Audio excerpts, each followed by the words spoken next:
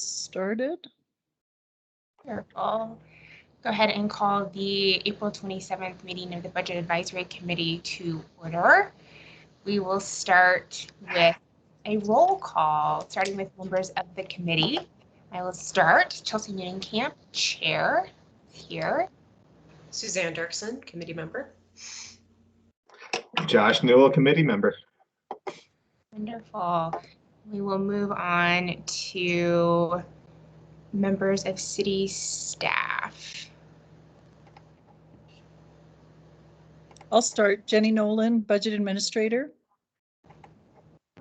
Jackie Lowe, Director of Finance. Rhonda Henger, Human Resources Director. Kendra Boyd, HR Manager. Wonderful. And member of council. Good evening, everyone. Othaniel Sierra, Mayor Pro Tem. Wonderful. We'll move on to approve the minutes from our March 23rd meeting. Is there a motion to approve the minutes?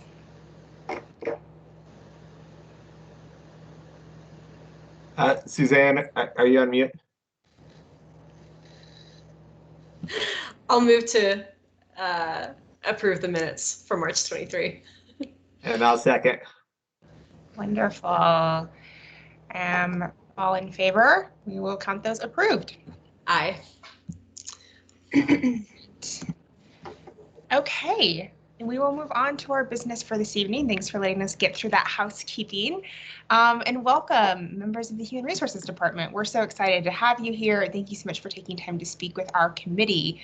I believe this is the first time all of us have heard from your department, and I'm excited to learn more about what you do for the city and the budget implications of your department. And so with that, we will turn it over to you and look forward to hearing your presentation. Perfect. Thank you very much. Andrew's going to share our presentation. I've got it up too in case we have technical difficulties, but we hope we won't. And so, since we just did our introductions, I think we'll move straight on to our second slide, Kendra.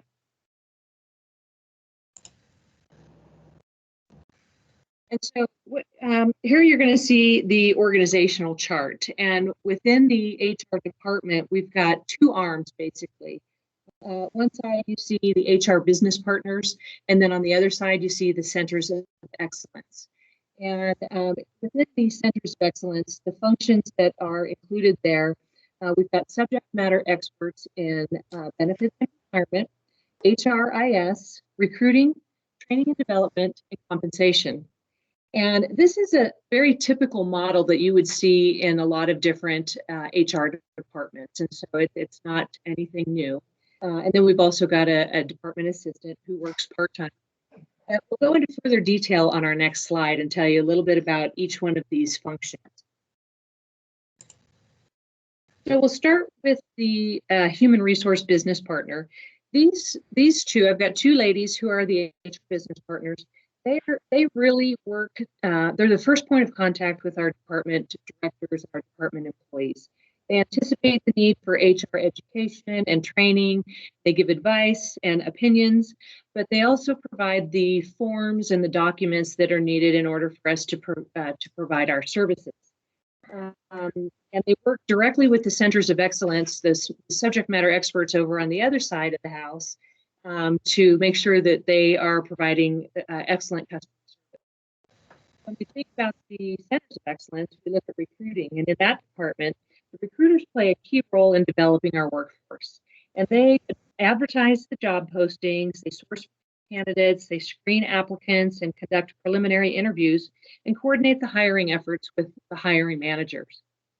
In compensation, a compensation department would research the survey data and analyze where we compare with our market and that data that we do surveys on. We also would keep the city compliant with Fair Labor Standards Act, or you might have heard it as the FLSA. And this is where we set compensation structures and evaluate competitive pay practices.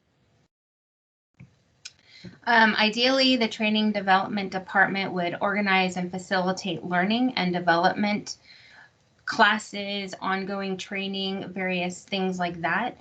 They would evaluate knowledge, skills, and abilities of our current workforce and is required for effective and safe job performance. And they would also conduct a new hire or a more robust new hire orientation.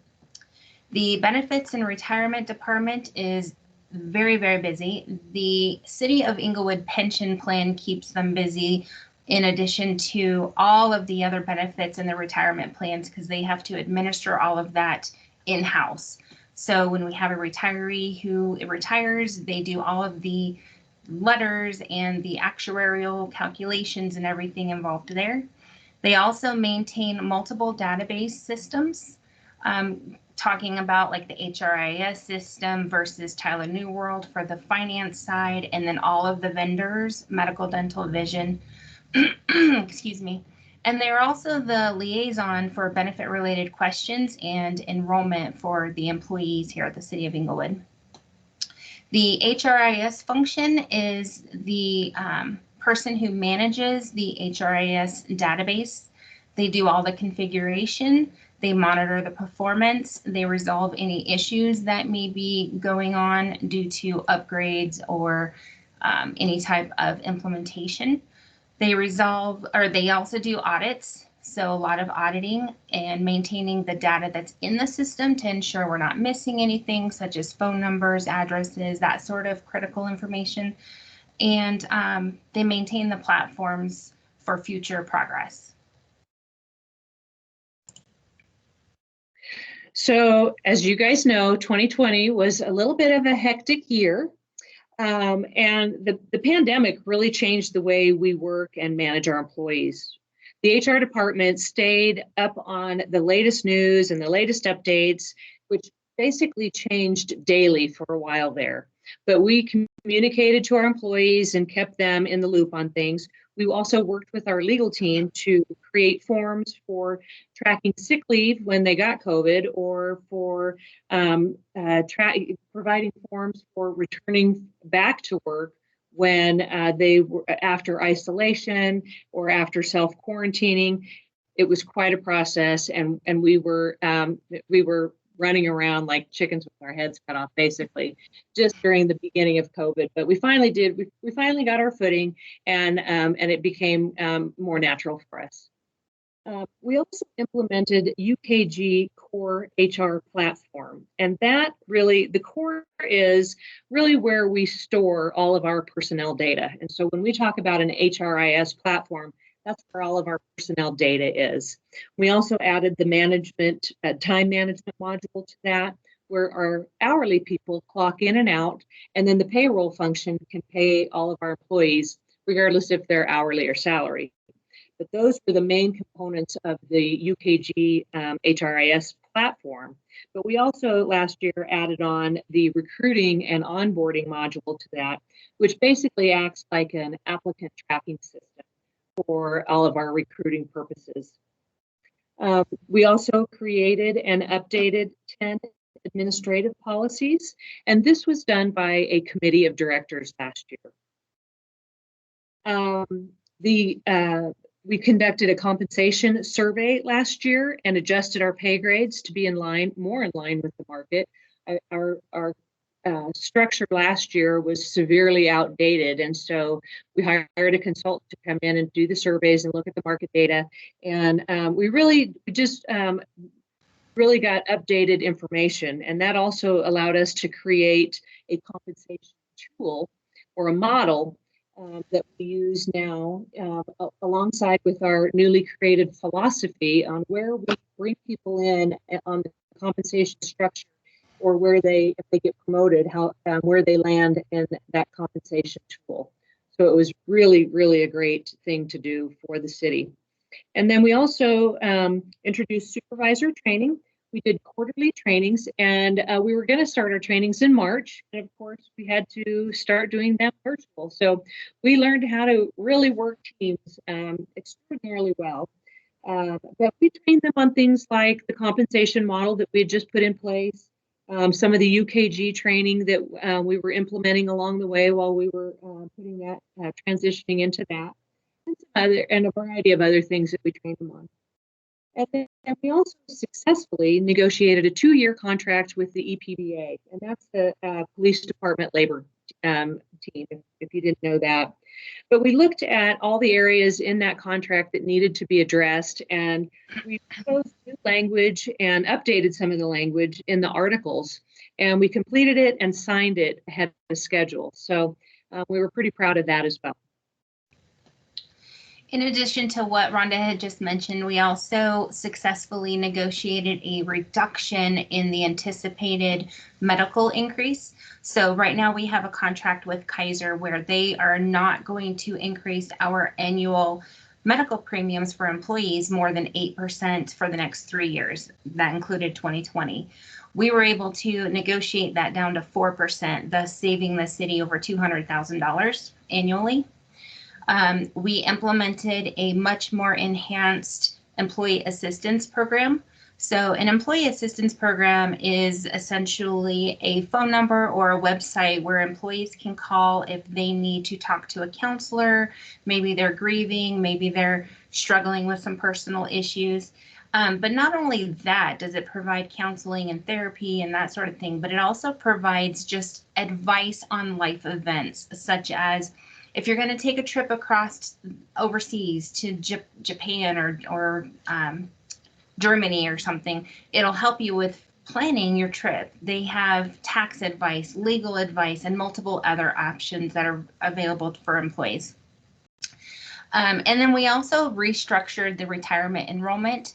What I mean by that is the consultant that we currently have, Innovest, they negotiated a much lower fee for the administration of ICMARC, which is the vendor who maintains and keeps all of the funds for the retirement plans. They reduced it down to by 50% to 0.049% for our fee. In addition to that, we also looked at the fund options that the employees had for investing. We revamped some of those, changed some of them out, and that incidentally reduced the fees for the employees by more than 50%. So here's what we are currently working on, or what we will get to by the end of this year.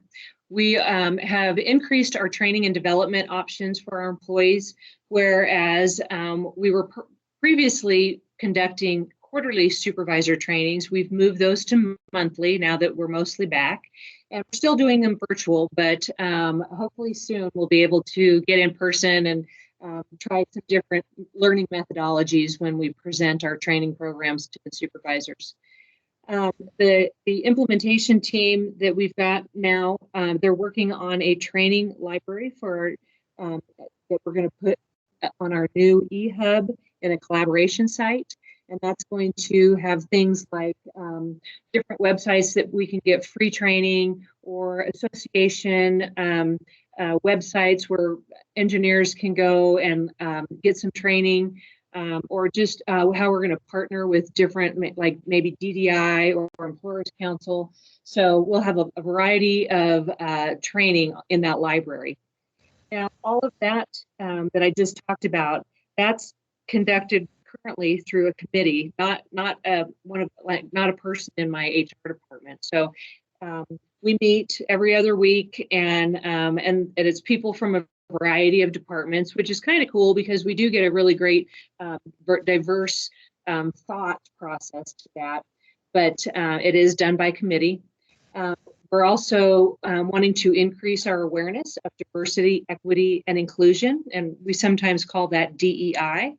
But the HR department sends out a monthly email, just an awareness email on the, any of the introducing monthly diverse activity that's happening out there. Some of it's federal activity, some of it's just state activity. But we also try to just include as much information in that as we can. In terms of recruiting and hiring. We're trying to increase our representation of Black and Latinos or people of color across the workforce. And we're including minority candidates in the interview stage where we can. And for training and development, we're going to continue the DEI training. We included a training on our last month for the supervisor training, and the supervisors were all mostly required from their director to attend. So that was helpful. And then we also we're currently revising and updating more of the policy manual. We have 11 new or updated policies that we're getting ready to provide to our director team so that they can review them and then share them with the employee population and get some feedback for that. But we're only 4 months in, and we've done as many policies as we did all last year. So I'm feeling good about this, and I'm thinking that we'll be able to revise hopefully the entire manual by the end of the year. Yes. In terms of the implementation of UKG, which is the HRIS system that we started implementation on last year, we completed the core, as you know, but these are some modules that we still need to implement. The recruiting and onboarding module is implemented and it is going. We're using it currently. However, there's some workflows and some letters and various other items that we need to complete so that we can use it to its fullest potential. Benefits Prime is in the works of being implemented. Hopefully that will be done by July, August at the absolute latest. Benefits Prime is going to be the module where all of the benefit information is stored. Currently, we use a third-party vendor. So bringing that more in-house where it's going to be part of the HRIS system that we currently have is going to be really, really nice because it's going to have the same look, the same flow, and it'll be very, it'll streamline the process quite a bit.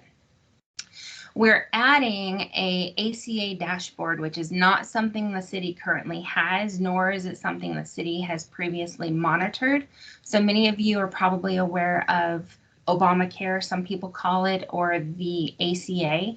That has some regulations involved where we are required to monitor part-time employee hours, and anybody who works more than 29 hours per week on average is eligible for benefits. So that is going to be a very huge item that we need to get going so that we can be in line with what we should be doing under the regulations. Performance management, this is another module that we're currently implementing. This module is going to assist us with employee goals and our annual performance reviews with employees every year, typically done in December, sometimes January. And then succession planning is an additional module that we are looking to implement in 2021.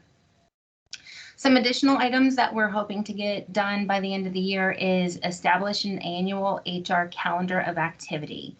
What that is, many items have to be done in HR that are required under various rules, whether it be the FLSA or the ACA or whatever. And so we'd like to put together a calendar of when those items need to be done and when certain things that HR is working on are going to be done. For example, open enrollment. So this calendar will outline everything that we're working on at the moment or everything that needs to be done at the moment. Another example would be in October, we are required to send out Medicare notices to anybody of age 65 or older. So those are just a couple examples that would be on the calendar. We currently conduct exit interviews, but it is a very, very manual and time-extensive process. Meeting with employees one-on-one, talking to them, asking them questions.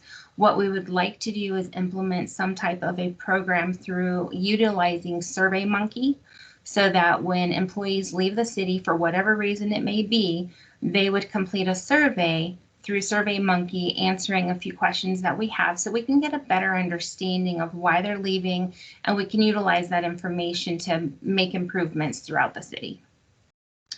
We'd also like to introduce a much more robust safety program at the City of Inglewood, and this will benefit multiple areas, including the turnover that we have with employees, safety protocols, thus reducing the amount of money possibly that we're spending on workers' compensation claims. And then I just want to put this on the radar screen for people. In coming up in 2022, both the EEA and the EPBA contracts need to be renegotiated. And so that activity it goes from April to July. And so that's going to, on top of all the things that we do, and then the new goals that we have, we're also going to add on the collective bargaining negotiations. And so 2022 is going to be a really big year too. And that's just going to be one of the goals that we add into that.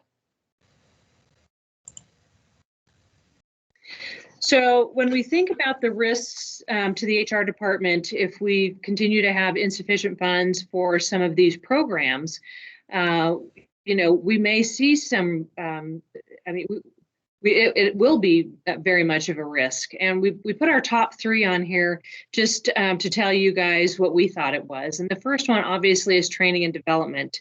And it's even mentioned in our charter under the merit principles that we need to establish and maintain an employee training program designed to improve performance.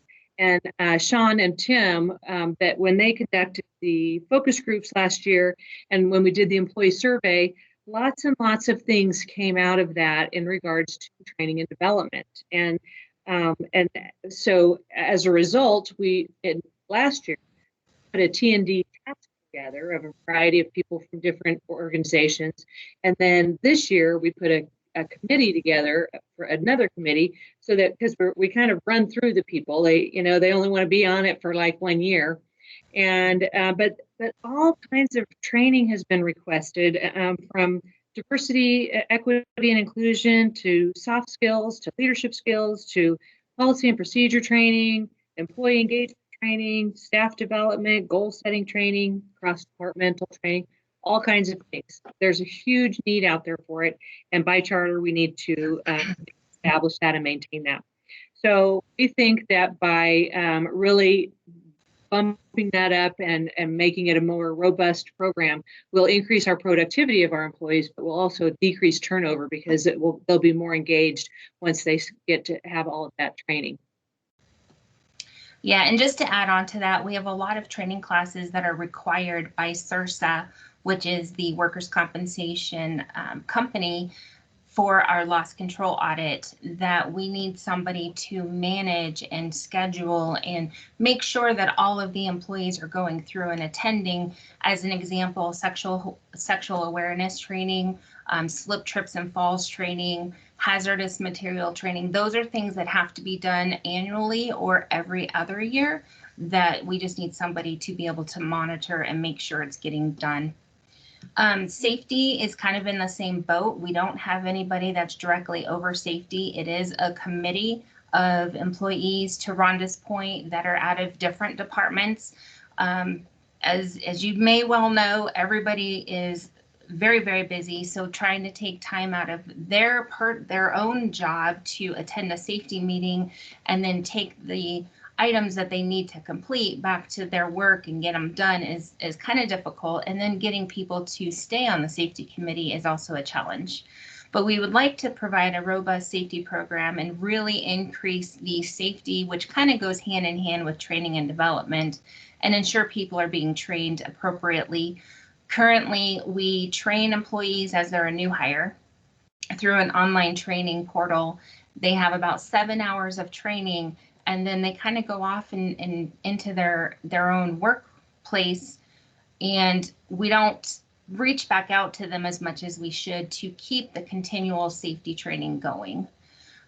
This would offer a safe work environment for employees, and it would also significantly reduce the cost of accidents under workers' compensation and also the property and casualty division of risk management.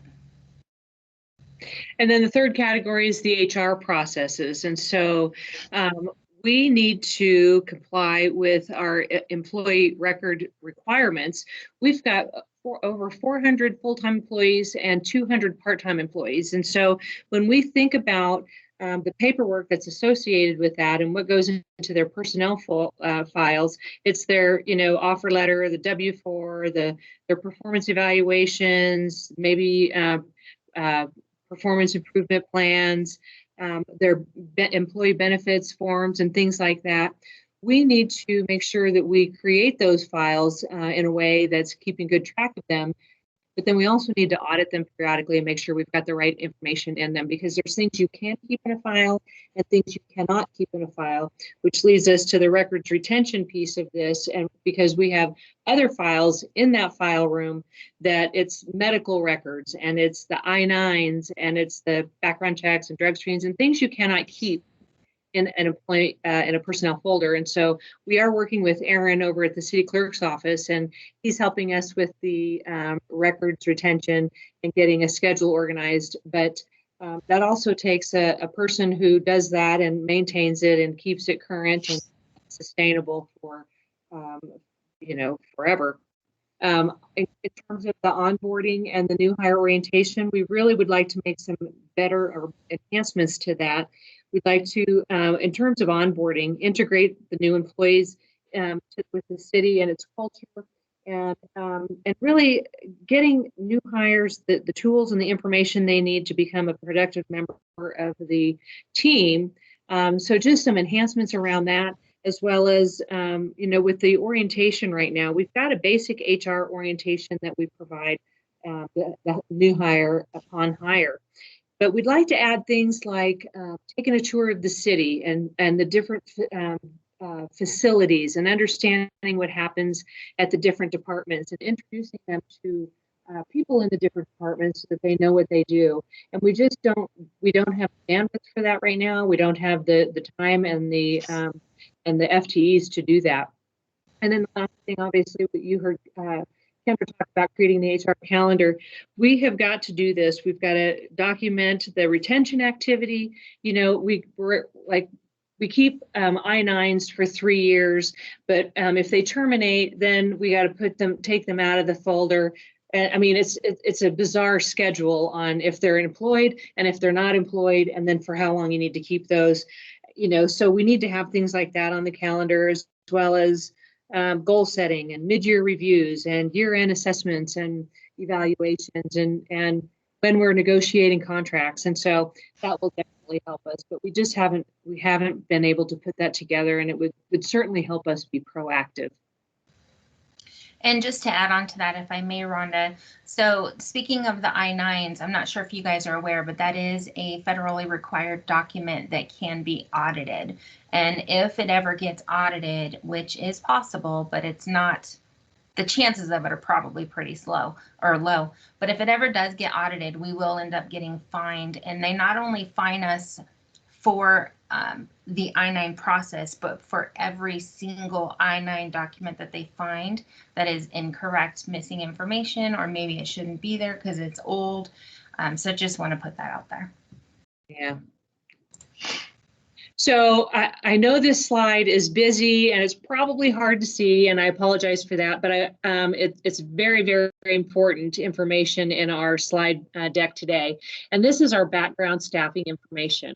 And on the column to the left, I put positions in there instead of the name of the employee. And then the second column is the date the employees were employed in the HR department. And so we start with 2017, and we've got all 12 months there. And then we move to 2018, 2019, 2020, and then all the way up till today. And so the gray shaded area is when that particular employee was employed in the HR department. And the point of me showing you this is down on the bottom, showing how many FTEs they had in the department in 2017, roughly between 8, 9, 10, and 11, but they averaged 9.33 FTEs. And in 2018, they averaged 10.25 FTEs, and in 2019, they averaged 9 FTEs. All three of those years combined, they averaged 9.5 FTEs. So I started in January of 2020, where the FTEs dropped to 7 and sometimes 6, averaging 6.4 FTEs for the year.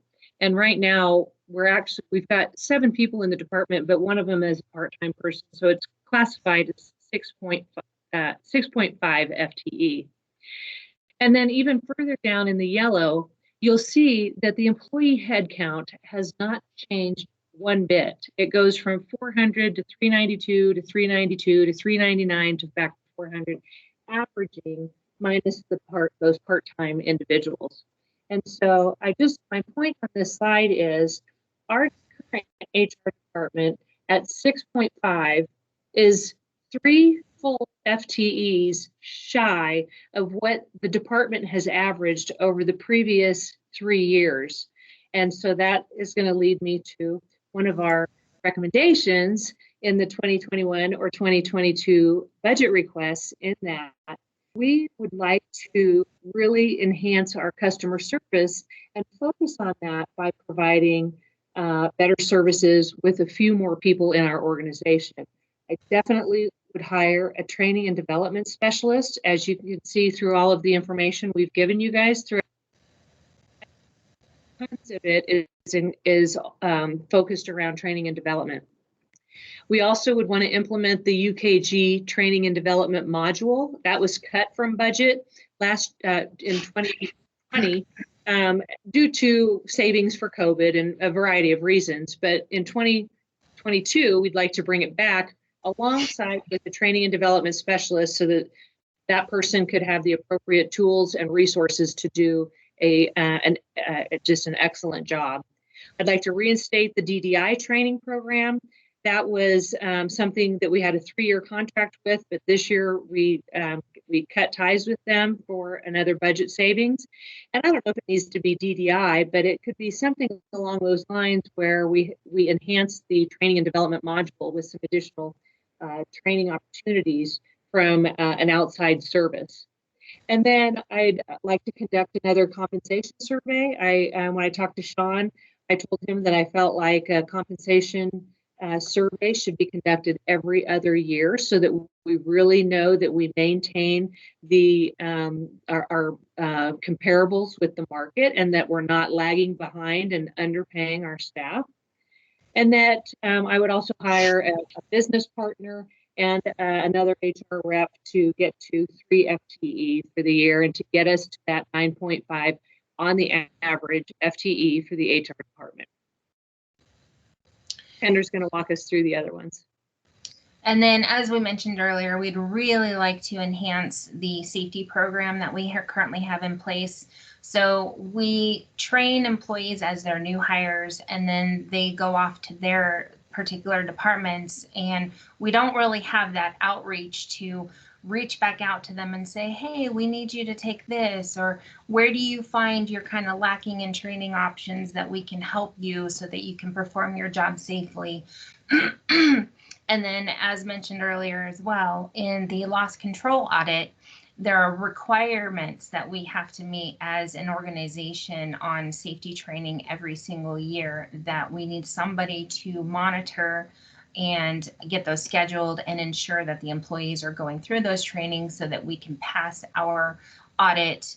That audit, it's scored on a points basis, and depending on how many points we receive, that audit will reflect in our next year's amount that we have to owe, the premium for CIRSA. So that's really critical. I would also like to look at automating the retirement process. So one of our many retirement plans that we have here at the city is called the non-emergency retirement plan. It is ultimately the city's pension plan. And that benefit for those eligible is very paper intensive. It's all done in-house. It is all tracked, maintained. Letters are handwritten, mailed, conversations going back and forth to all the retirees. If we have a retiree that needs a direct deposit change, we have to manually change that. So it's very intensive, and I would like to try to figure out how we can automate that process a little bit better to save time and money for the city. And then we desperately need to audit the retirement payroll. There is no way for us to know if we have a retiree who, say, retired in 1999, Unless we have a family member who calls us and lets us know that that person has since passed away, we're going to continue paying them every single month over and over. It's going direct deposit. So unless the bank rejects it, or unless maybe a family member closes that account, we would have no way of knowing. So we really need to audit that to ensure that we're not paying, maybe a daughter or a stepsister or whoever the money after somebody passes away. So those are our requests that we're going to bring to the budget or to this, we think, to the city council. But we're very interested in your feedback on what you guys learned today. Thank you so much. That was incredibly helpful, and I'm sure we have some questions from members of the committee. So go ahead and open it up, and I will start with one, just as a point of clarification. Your request, is it to add 2 FTE? It's the training and development specialist and then the HR business partner. Did I miss one?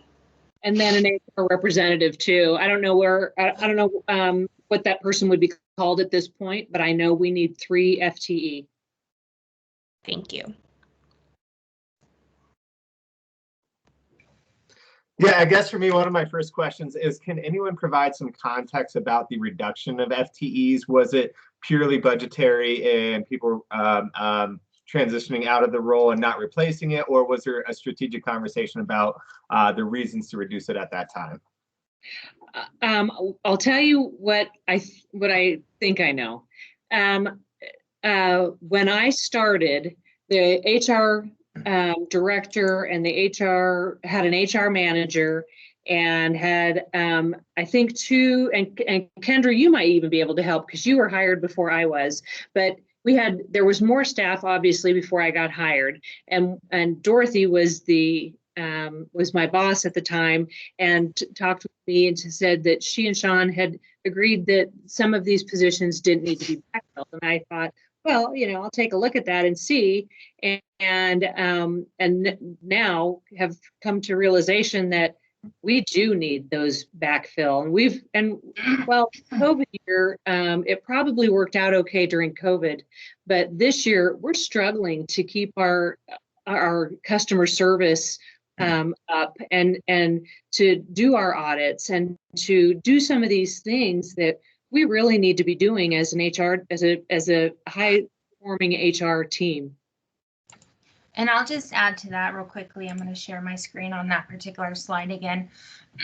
I can tell you why this 10.25, why it went up by 1 person during this time frame, or at least why I believe it did. So Joan Weber, which was the previous risk benefit manager, she had put in her notice that she wanted to retire. And that's why I came on board, because I was going to essentially be trained to replace her. And then she left late 2019. So I think that's why this 10.25 number bumped up. But other than that, I can't really give you much information. Thank you. That's fantastic information, though. I appreciate it. So you guys talked a little bit about, especially on the audit side, the risk. Has anyone quantified that risk to try and truly understand what the financial risk and truly the level of that risk? I know, Kendra, you mentioned the audits are unlikely, but we would likely get caught if they came in. So what's kind of the quantification of that risk, if you will? So in terms of CIRSA, are you talking about the loss control audit? Well, you talk loss control audit, you talk retirement payments, like all those different risks. Like, have we been able to kind of quantify what that truly is, or we just know there's some level of risk out there at some size? Well, I can give you a couple of examples. So for example, I believe it was in January of this year, I had a family member call me regarding the retiree health assistance, which is another retiree benefit. Mm-hmm. And she had called me and she said, my father passed away in December of 2018, and I'm still getting $100 a month deposited into his account. I'm not really sure what it's for, but it says it's from the city of Inglewood. So I knew immediately what it was. And luckily, I was able to convince the family member to pay us back going to the beginning of the year. So she paid us, I believe it must have been in February, because she paid us $200. But I told her, since it was an oversight on whomever's part, which I didn't know, that the 2018 and 2019 overpayment would just be a wash. So that's just one example. Since we haven't really had the time to audit whoever's on the payroll for the retiree and to continue to audit the retiree health assistance, I can't put that into a dollar amount for you, but I will tell you that that's something, in my personal opinion, that should be maintained and audited at least annually. In terms of the SRSA audit, we did have a loss control audit in September of last year, and this is an annual audit that we have to go through. It's very extensive. It's very time consuming. It took 3 of us, so it was me and the 2 HR business partners. It took us about 2 weeks to complete this audit. And what we do is the loss control auditor comes to our sites. They go to every single facility, every single property that the city owns, and they walk it. They look for any wires that might be out of place. They make sure the fire extinguishers are up to date. Just as examples, if they see miscellaneous water on the floor, they might ding us. If they see that we're missing signs that are required due to some part of the regulations, then we get dinged for that. All of that gets transmitted into a report, and I'd be happy to send you guys the report if you want to look it over. But he puts it into a report, he scores us, and he gives us recommendations on how we can make improvements for the following audit. We need somebody to be able to take that data and implement that data within the city, which we don't currently have. And then that information is also utilized by the account representative who looks over our application every year and applies, or not applies, but sends us what our premium is going to be for the next year. So it all kind of rolls in together. I don't know what the savings would be, but I can tell you that our score definitely could be improved. And Josh, I just would add to what Kendra's saying, that our HR team members spent a considerable time doing that audit, but we also share that responsibility and hold the department accountable for some of the things, for all of the things that happen in their departments. And we just help provide the information to them, and we're not responsible for correcting it. So they should also have, ideally, each department would have a safety coordinator ideally we would have a safety manager who ran the whole program and kept us to, 100% safe. But I don't think we're there yet. We just really need to focus on a smaller piece of it at this point. Yeah. Correct. Perfect. That's fantastic. Thank you for that information. On the audit piece, the retirement payroll audit also piqued my interest. I think that's an interesting problem. And I am curious, have we ever audited it before? And is this something that's completely in-house, or is there any other, would we contract an audit, or is there a way to automate that system? I'm curious what the options are. So I don't believe it's ever been audited before. I started with the city June of 2019. And as soon as I started learning kind of how things worked, and I asked those questions, and I was not able to get an answer from people who were in HR for over 20 years. So I don't think it's ever been audited. It was actually kind of an idea of mine based on my previous experience, knowing how it works. It is all manual. It is all done in-house. So it can easily be missed. Terminating somebody's benefit could very easily be missed because it's manual labor. So if we get a phone call and, maybe we don't answer that call, or maybe we don't call the employee back, or maybe we get the call and we write it down on a sticky note, and then the sticky note gets thrown away by accident. So there's a lot of possibilities where it could get missed. In terms of automating it, I would love to see. We have a actuarial consultant, I guess, who does, they keep the bookkeeping of the information that we send them. So basically they store it for actuarial purposes. And then when we have a retiree, we have to put together a request and then we send it over to them. They do the calculation, they send it back to us. Long story short, they do have a system that can assist. It's still going to have to be managed by somebody, but they have a system that can assist with this, and it's about $45,000 a year. And then that would take a little bit of the responsibility away from us, but we would still have to have somebody send them the information, update them with the annual reports, contact them when we have a retiree, contact them when we have somebody who passes away, and that sort of stuff. So And that's one of the things that we want to do this year. That's one of our requests to help the city get more control over that whole program. And that's one of those things that takes a ton of time, and nobody knows that we do that because it doesn't affect anybody who works in the city or any of the management. It's all people who have left the city, but we're like spinning our wheels trying to keep it straight. And it's just one of those things we would like to enhance. Correct. And speaking of audits, I would also love, and I've mentioned this a couple times, but it's more of a finance piece. We need an auditor to come in and look at our retirement plans as a whole. So not just the non-emergency retirement plan, but we need somebody to come in and make sure that we're abiding by the rules and regulations of the IRS in terms of the payroll side of the retirement plans. Are we processing the payrolls correctly? Are we putting the amount of money that we're taking out of the employee's check into their account?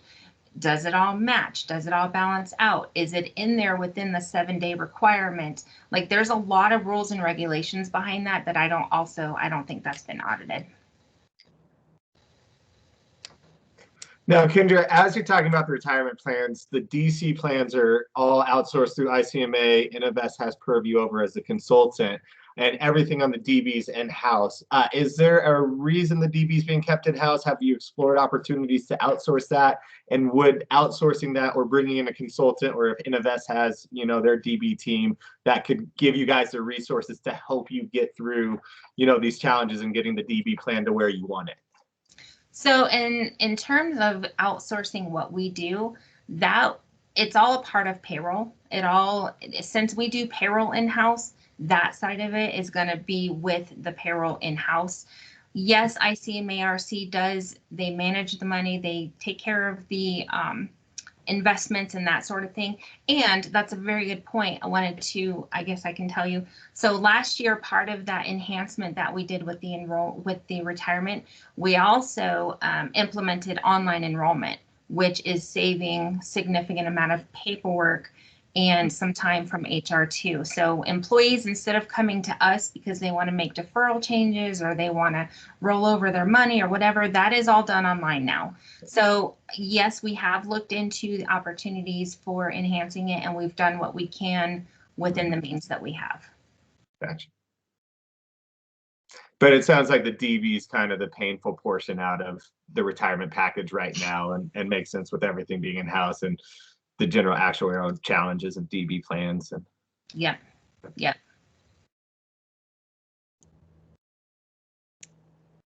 I had another question around DEI. I know you mentioned that briefly in the presentation. Could you just expound a little bit on the city's current policies around DEI for recruitment and for hiring? And you mentioned something about the hiring pool, but if there's any kind of clarity around the city policy on that. And then also, is there any budget allocation toward DEI? So that's an interesting question. DEI is getting a lot of visibility right now, and you guys probably know Sean's very passionate about that and would like to see it really enhanced as much as we can. In terms of the recruitment and the hiring, in our goals and my goals, Sean and I had talked about increasing the representation of Black and Latinos and people of color into the workforce by a certain percentage. But he and I, what we need to do is decide on a percentage point, and we haven't done that at this point. And so I apologize for telling you that we are gonna do that, but I don't have a specific number in mind. We just want to increase it. just increase it because we don't really have a lot of that happening right now. But and we're also trying to include the minorities in the interview phase. At one point, we talked about no interview phase would be complete without a minority included, but we tried that for a while, and minorities weren't applying for some of these roles, and so we had to not make that a goal of our recruiting. But it's definitely a goal to increase the diversity in interviewing when they apply. So we've added that to the goal as well. In terms of money for diversity and equity and inclusion, I think Sean might have some in his budget because he's got he's put out a call for people who want to be included in the committee. And one of my HR business partners is on that committee, and we've joined GARE, which is the Government Alliance for Race and Equality, and that's I can't remember how much that costs, but you had to apply to be a member, and then we're going to try and get our committee members to attend those annual meetings and really to reap the benefit of that organization and bring it back into the city. I don't know what the costs are going to be. But they're also going to try and do some other things just around diversity. And the committee we've just received, like, I think our 11th or 12th person who wants to be on that committee. And Tim Dodd is basically spearheading that to get it organized and get those guys ready to go forth and conquer. But I don't think I don't know if we have a budget or not. I know we don't, because we're just going to have to find some money in our budget to do things, I think. One more question, and forgive me, at the beginning of the slide when you were sharing the organization of the department, I think one was under hiring and recruiting, maybe is like a section. Did I miss that? On the organizational chart, are you talking about? Yes. So we've got business partners that go out and are the first point of contact in the organizations, and they work with everybody. Centers of excellence, one of the is benefits, retirement, training and development, recruiting, and compensation, and HRIS. But right now, we've got well, aside from Pirates Cove and Parks and Rec, we've got 18 positions posted right now, and the HR business partners are handling that because there's so few. Okay. So right now there's no, I understand this is a very new conversation for a lot of us, but there's no DEI component to the allocation of budget for the recruiting piece of this. Oh, I see. I understand the talent pool, obviously maybe it's not attracting candidates of color, but there's not also the maybe focus on encouraging candidates of color to apply. So we post positions not only on LinkedIn and Indeed that pull them directly, but we purposely look for the African American website for accountants, or the Latino engineer site, or whatever it may be. So we will go out and purposely post in different diverse job boards. And sometimes there's a fee for that, and sometimes there's not, if depending on who might be a member of a certain association.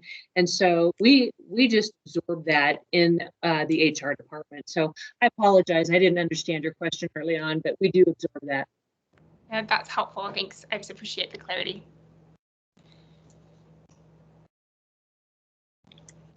Any other questions?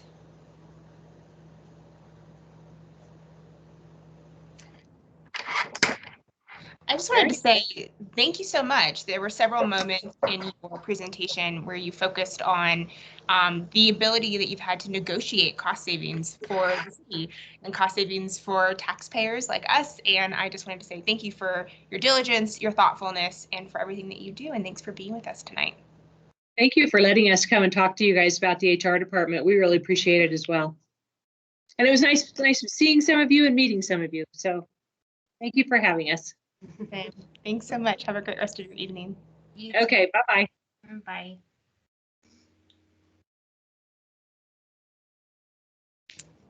All right. Suzanne, I think that's the first time we've ever had HR at the committee. Is that right? First time since I've been on the committee that I've heard from HR. A lot of really relevant information in that presentation. Yeah. I found that interesting and thought-provoking on a lot of levels. Okay, I'm gonna transition us to members' choice. Does anyone have anything that they'd like to bring up in this meeting? Josh is shaking his head. I will chime in. Do we have any insight when we can start meeting in person? Way above my pay grade. Actually, so that's a good question. I'll guess I'll chime in here. Yeah. City Council's planning on going back on June 7th. Hold on, Nico. Can you close the door, please? Anyway, so our first meeting in person is going to be on June 7th. I think that's tentative. I don't think that we've actually agreed we're coming back on that day. But that's the plan. But I guess the question for us would be for boards and commissions. There was a question last night by member Anderson that there's no longer a state dial. It's now down to Tri-County, and Tri-County, I'm still trying to get an understanding of it, but basically there's going to be a clear dial on May 15th if we meet a certain percentage of hospitalizations, and it has to be like a 14-day rolling average, something along those lines. So I know that member Anderson stated if we were in the clear on May 15th, can we come back in person on the 17th? Which would mean that the boards and commission meeting or interviews could technically be in person on the 24th if we were going to go down that route. So I guess there's a lot of things that we have to consider, but I'm thinking that we do have to bring this up in maybe potentially June or July, see if people are comfortable having boards and commissions be in person then. I'm going to go on record and say that I'm very comfortable meeting in person as soon as we're able to do so. Started. Yeah. Yeah. So and I'll on take that as note- an action item and get back to you, Susan. So Great. Yeah, and any potential for hybrid approaches were meeting rooms plus Zoom for those that aren't comfortable as well. But yeah, I've got 2 vaccines, so I'm good to go and excited to get back out in the world. I agree. Yeah. Well, and that leads me to my next talking point, which was I was able to benefit from the vaccine clinic at Sacred Grace last weekend. So I also want to speak publicly and thank Nathan Hoag and Sacred Grace for hosting that. So I got my first shot. I will be back on May 9th to get my second shot. There were a lot of people there, and it looks like they were accommodating the Spanish-speaking community too, which I always appreciate cultural awareness.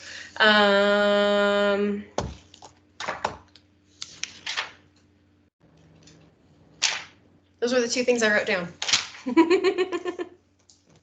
Yeah, I think they gave out like 498 out of 500 vaccines on that Sunday, which was amazing. I think Mayor Olson and Nathan were knocking on doors down the street at the end to try to give away the last few, which was great. Thanks for those points, Suzanne. My only point is that next month is our working meeting, I believe, unless, keep me honest, Jenny. I think that's what we have scheduled. And so we have a lot of content from the last year. Is that right, Jenny? It is. You're correct. Okay, good. Thanks. To go over. And so my ask of this group and myself as well is to come next month with some thoughtful ideas about what we want to include in our report this year. I think there are some definite themes, and I think from each presentation we could pull out things that were interesting or that piqued our interest. Or, were compelling, but what are the main things that we want to focus on? What are the big themes? Especially, I think we have this really unique perspective coming out of the pandemic, and where do we think that things should be allocated moving forward? I know there's been conversation at the city council level around things like long-term asset reserve and a lot of the things that we've been talking about in any way that are voice could be helpful would be great. Mayor Pro Tem, yes. Actually, I was just gonna let you finish, but I have another item that I need to bring up. So Oh, okay. just reminded me of something. No, great. So those are my kind of big picture thoughts on report, and I look forward to a good discussion and kind of breaking down the work next month. But any other thoughts on the report now? I really liked our approach last year where we bring items that caught our attention that we feel are important to address and kind of narrow it down into 3 to 5 categories and then break into working groups. And I think you and I sat down together, Chelsea, last year, and that worked out well. Josh, you're new to the group, but I know that you pick things up easily, and I know you're going to have plenty to contribute. And so we'll just need to connect with Joel and see where he stands and if how much freedom his personal life will allow him to spend with us. Yeah, I agree. Yeah. And so yeah, I'll look over my notes. I don't have much to speak to right now, but I just other than to say that I really like the approach we used last year to get it drafted.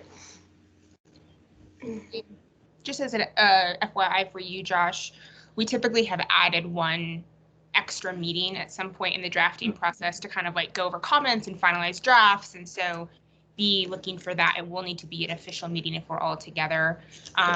So we'll see how that works out. And considering your professional background, Josh, your expertise, and tonight's conversation around retirement plans, I'm hoping maybe you have some interesting ideas for the report, because I do. Yep, that's my years in the retirement plans is paying off already. Good.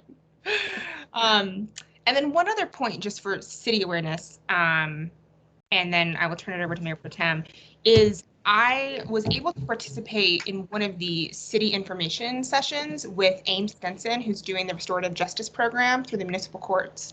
It was fascinating. I'm so excited that we're funding the program. I think it has incredible potential for the city, and I think also a lot of implication for what we talk about here as far as even just how cost savings and good policy and innovation can combine for the community. And so if you have a chance to attend one of those info nights, I'd highly recommend it. I thought it was really well done. I think Ames is fantastic. And I'm really looking forward to having the municipal courts here in June to talk more about that program. So I just wanted to highlight that for anyone who's had that on their radar. I think it could have some interesting budget implications for us. That's everything I had. Mayor Pro Tem. Yeah, and this is really quick just because you were talking about the report, but we were supposed to talk about adding language so the Budget Advisory Committee can look over the capital improvement plan. So that is now going to be on the agenda for Monday, and we're looking to take it to, actually, I believe it is now a council item for the night, so we can vote on it. So, but yeah, so a little bit delayed, but that is now on the agenda for Monday night. Thank you. That's super helpful. So is that kind of the thread the needle? Instead of making maybe capital recommendations, it's reviewing the plan, or is that a completely separate? So that's one of the questions I'm going to have for Monday night, because it was one of the process questions I had overall with this is how do you work together with planning and zoning, since they're kind of doing that, and what the timing looks like. So that may be part of the conversation that we have on Monday night. Yeah. And I met with Councilmember Ward over the weekend, and I had those exact questions.